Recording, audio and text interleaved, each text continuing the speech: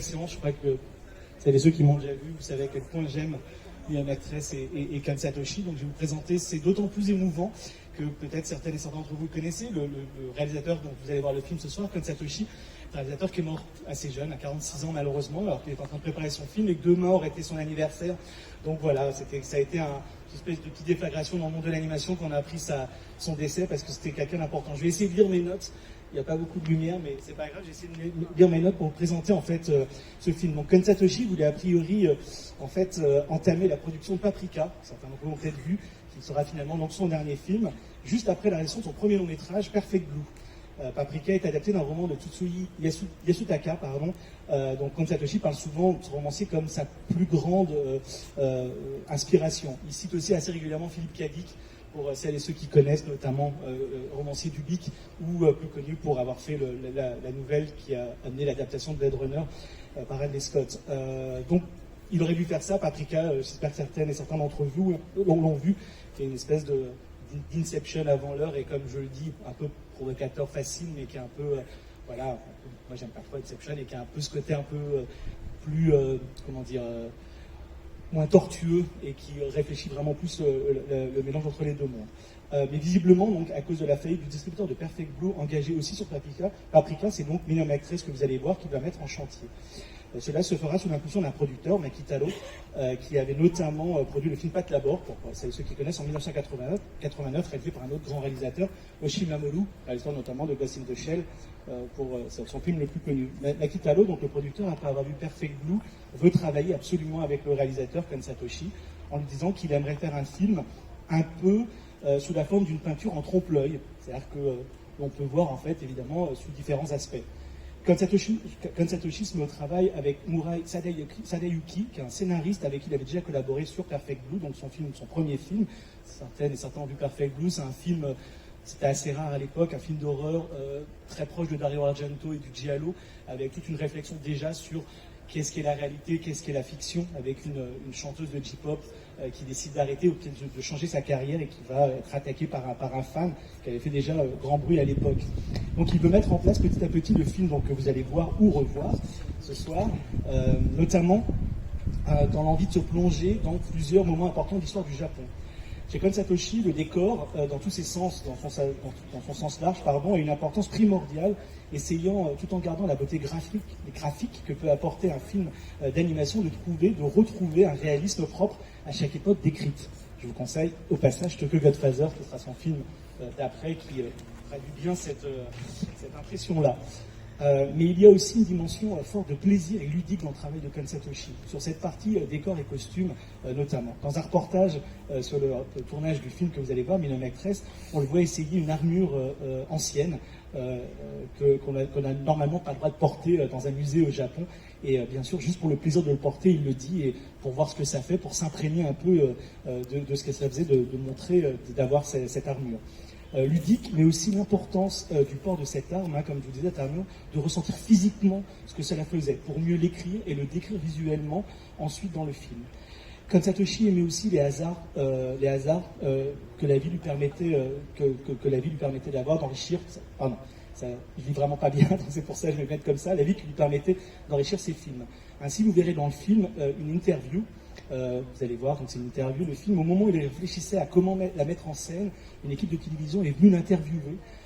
Et son équipe a ainsi pu s'inspirer de ce moment, et notamment l'un des personnages que vous allez voir est devenu un personnage dans le film. Mais si le film essaye d'être réaliste, il ne veut pas non plus s'attarder sur des détails de chaque époque, et justement préfère en garder un ressenti plus qu'une fidélité totale. Je ne vais pas citer tous les noms impliqués dans ce film, mais Mia Maîtresse est réalisé au studio Madhouse, célèbre studio créé par les anciens animateurs de Mushi Productions, qui était la société de Tezuka Osamu, un créateur d'Astro Boy, pour ceux et celles qui connaissent, où Ken Satoshi réalisera d'ailleurs la plupart de ses films. La musique est d'Hirasawa Susumu, qui écrira la musique de Paranoia Agent et de Paprika par la suite. Et on retrouve en directeur de l'animation, je suis obligé de le citer, Hamazu Hideki, qui avait travaillé sur Ghost in the Shell, Les voisins des Yamada, Le voyage de Chihiro, puis après Mia Maîtresse a travaillé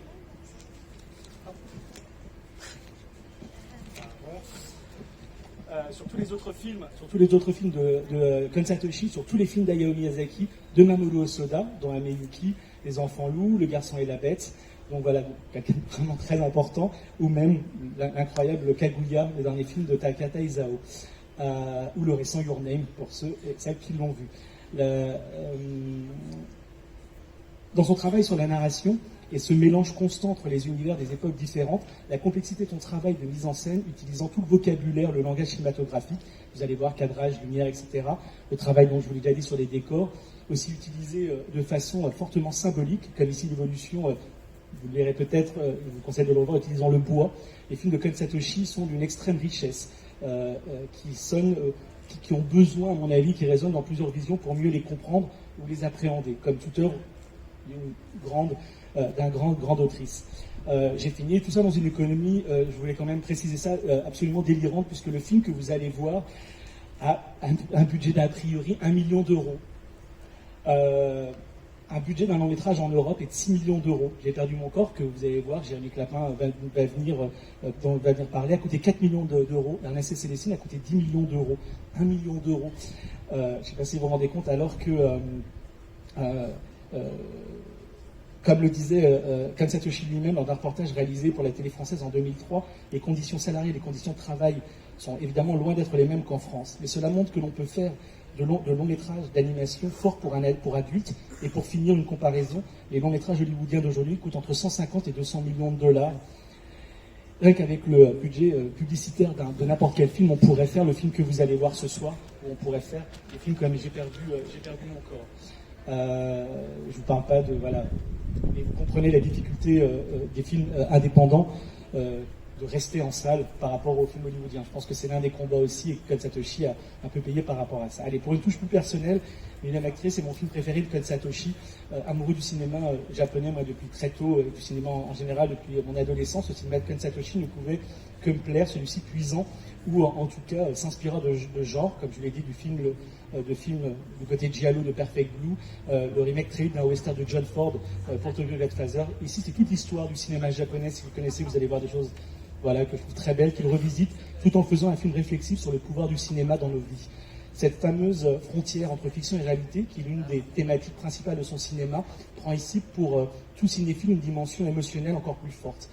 L'objet, je ne vous dis pas trop, retrouvé au début du film comme une porte ouverte à la mémoire, peut d'ailleurs faire penser au Rosebud de Citizen Kane.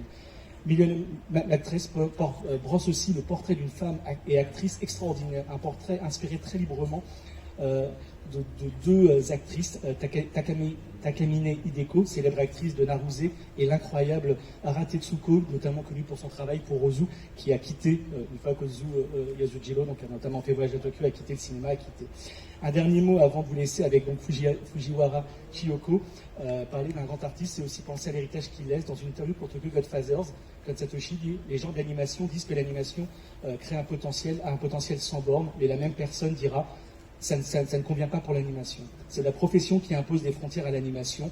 Jolie fille, robot, explosion, voilà ce qu'il faut. » Eh bien non, des films comme celui-ci existent et montrent et marchent.